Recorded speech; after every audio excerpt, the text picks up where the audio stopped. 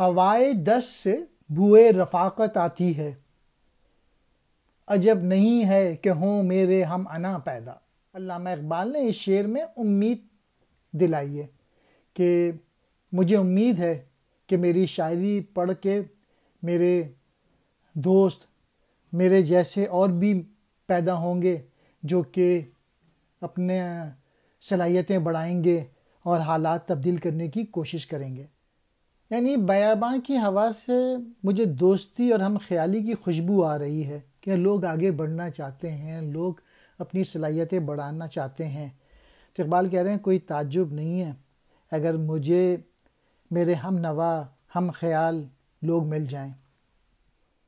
ہوائے دشت، جنگل کی ہوا، بیاباں کی ہوا، بوئے رفاقت، ساتھی ہونے کی خوشبو، ہم انا ہم خیال